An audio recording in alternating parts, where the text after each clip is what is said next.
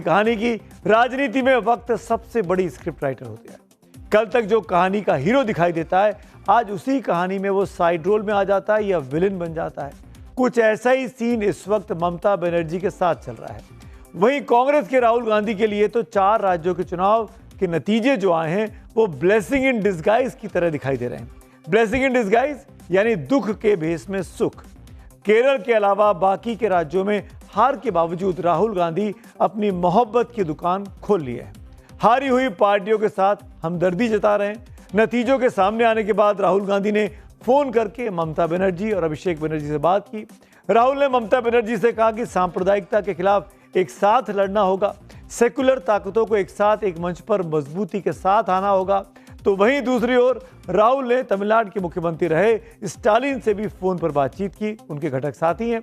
राहुल गांधी ने कहा कि चुनाव में हार जीत होती रहती है, इंडिया गठबंधन को मजबूती के साथ आगे बढ़ना चाहिए। साथ ही राहुल ने तमिलनाडु में द पॉलिटिकल सुपरस्टार बनकर सामने आए विजय से भी फोन पर बातचीत की, उन्हें जीत की बधाई दी। इतना ही नहीं, कांग्रेस ने तमिलनाडु में सरकार बनाने के लिए विजय की पार्टी टीवीके को समर्थन देने पर जो सहमति जताई है, उसके पीछे भी राहुल गांधी को ही माना जा रहा है। तो क्या राहुल गांधी अब सिर्फ कांग्रेस नेता की भूमिका में नहीं दिखाई देना चाहते हैं? बंगाल में ममता और तमिलनाडु में स्टालिन को हार मिली है। इससे पहले बिहार में तेजस्वी को हार मिली थी।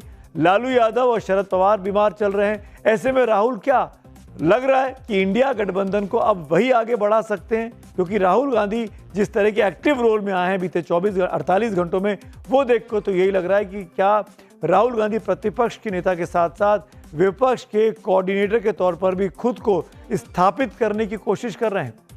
चुनाव नतीजों के बाद फौरन सहयोगी दलों से राहुल का संवाद एक तरह से ये मैसेजिंग देने की कोशिश है कि कांग्रेस अब बड़ी पार्टी वाला रवैया छोड़कर साझेदारी की राजनीति को प्राथमिकता दे रही है। ऐसे में भी एक बड़ा सवाल खड़ा होता है, आने वाले दिनों में इंडिया ब्लॉक का मेकओवर होने जा रहा है क्या? क्या इंडिया गठबंधन में नई पार्टियों की एंट्री भी कराई जा रही है क्या? क्या इंडिया गठबंधन की सियासी मजबूती और बढ़ने वाली है?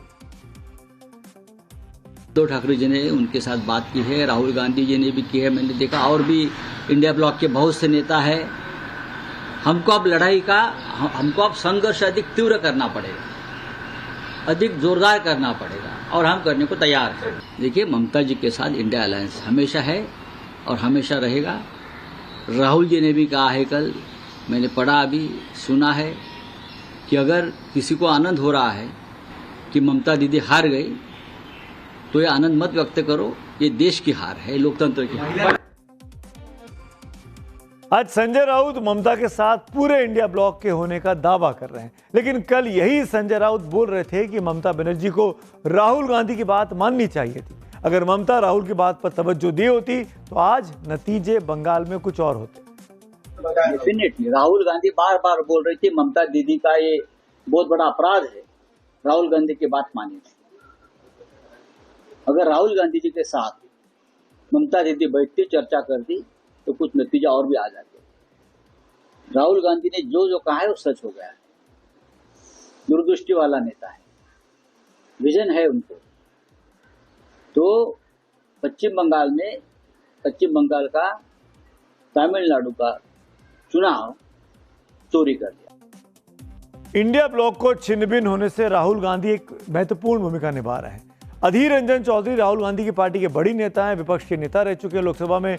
उन्होंने ममता के हार पर एक कमेंट किया था, जिसके बाद राहुल गांधी ने बिना किसी का नाम जिक्र करते हुए एक पोस्ट लिखा, जिसमें राहुल ने कांग्रेस के साथ साथ और दलों के नेताओं को भी चेताया कि टीएमसी की हार पर खुशी मनाना बंद करें। राहुल ने लिखा कि कांग्रेस के कुछ लोग और दूसरे भी टीएमसी की हार पर खुशी मना रहे हैं। उन्हें ये बात साफ समझ लेनी चाहिए कि असम और बंगाल में जनता का वोट चुराना बीजेपी के लिए भारत के लोकतंत्र को तबाह करने के मिशन में एक बड़ा कदम है। छोटी राजनीति को एक तरफ रखिए, ये किसी एक पार्टी की बात नहीं है, ये भारत की बात है। तो एक तरफ विपक्ष इंडिया गठबंधन में नई जान फूंकने की बात कर रहा है, राहुल गांधी इंडिया गठबंधन को मजबूत करने की कोशिश करते हुए दिखाई देते हैं, तो वहीं दूसरी ओर बीजेपी सांसद संबित पात्रा ने इंडिया गठबंधन के तहस नहस होने की भविष्यवाणी कर दी है। एक बात बिल्कुल प्रेडिक्ट कर रहा हूं, ये भविष्यवाणी है इंतजार करिए, कुछ ही हफ्तों के अंदर इंडी गठबंधन तहस नहस हो रही है। There is no other way out. The so called INDI alliance is at the verge of breaking down और इसका ठीकरा राहुल गांधी के सर पे फूटने वाला है। इतिहास गवाह रहा है, हार अक्सर नई शुरुआत की वजह बनती है, बशर्ते सबक सीखा जाए। तो क्या करारी हार के बाद ममता बनर्जी ने भी कुछ सबक सीखा है? 2024 के लोकसभा चुनाव से ठीक पहले विपक्ष ने इंडिया गठबंधन बनाया था। इस गठबंधन को बनाने में तब के बिहार के मुख्यमंत्री नीतीश कुमार की बहुत बड़ी भूमिका थी। पटना में पहली बैठक हुई, उन्होंने होस्ट की। खबरें आई कि नीतीश कुमार को गठबंधन का कन्वीनर बनाया जा सकता है, लेकिन तभी ममता बनर्जी और अरविंद केजरीवाल ने नीतीश कुमार के नाम पर अड़ंगा लगा दिया था। इसके बाद कांग्रेस अध्यक्ष मल्लिकार्जुन खड़गे का नाम आगे बढ़ाया गया। कहा जाता है कि तब नीतीश कुमार इससे खफा हो गए। उन्होंने बाद में कहा कि उन्हें अपमानित महसूस हुआ है। वहीं इंडिया गठबंधन के नाम को लेकर भी विवाद हुआ। कहा जाता है कि ममता बनर्जी ने ही इंडिया नाम को सजेस्ट किया था, जिसे राहुल गांधी ने सपोर्ट किया, लेकिन नीतीश कुमार ने इस नाम पर अपना विरोध दर्ज कराया था। उन्होंने कहा कि विपक्षी गठबंधन का नाम इंडिया कैसे हो सकता है, ये नाम एनडीए जैसा लगता है, इससे भ्रम हो सकता है। लेकिन उनकी बात तब नहीं मानी गई थी। आखिरकार नीतीश ने खुद को इस गठबंधन से बाद में दूर कर लिया। वहीं दूसरी ओर ममता बनर्जी की पार्टी लोकसभा में भी कांग्रेस को सिलेक्टिव सपोर्ट ही देती रही। अडानी मुद्दे पर कांग्रेस ने संसद ठप करने की कई बार कोशिश की, लेकिन टीएमसी ने साफ साफ कहा, हम संसद चलाना चाहते हैं, किसी उद्योगपति के खिलाफ संसद में बहस नहीं होनी चाहिए, हमको लोगों के मुद्दे उठाने चाहिए। एक मुद्दे पर सब कुछ रोकना ठीक नहीं है, ये टीएमसी का स्टैंड था जो कांग्रेस को चुनौती दे रहा था। लोकसभा स्पीकर ओम बिरला के खिलाफ नो कॉन्फिडेंस मोशन में भी टीएमसी ने शुरुआत में दूरी बनाई। उन्होंने कहा कि पहले स्पीकर से बात करनी चाहिए, जल्दबाजी नहीं करनी चाहिए। बाद में समर्थन किया, लेकिन शुरुआती झिझक साफ दिखी। वहीं ओम बिरला के खिलाफ अविश्वास प्रस्ताव के बीच टीएमसी ने मुख्य चुनाव आयुक्त बने ज्ञानेश कुमार के खिलाफ महाअभियोग प्रस्ताव लाने की पहल की। यानी संसद के अंदर भी एकजुट विपक्ष का दावा बिखरता नजर आया था। अब जब चुनावी नतीजों की हवा उल्टी चल पड़ी है, जब बंगाल में ममता की सियासी जमीन खिसक गई, तो अचानक उन्हें इंडिया गठबंधन बहुत याद आ रहा है। एक बहुत ही मशहूर कहावत है, हारे को हरिनाम। इसे यहां थोड़ा अपडेट कर लीजिए, हारे को इंडिया नाम। I am grateful to all my India team's leader. Sonia ji rang up me, Rahul Gandhi rang up me, Arvind Kejriwal, Uddhav Thackeray, Akhilesh Yadav, Tejaswi, Hemant Soren Yadav, Jharkhand Chief Minister, all the allies of United India Alliance, Indian Alliance.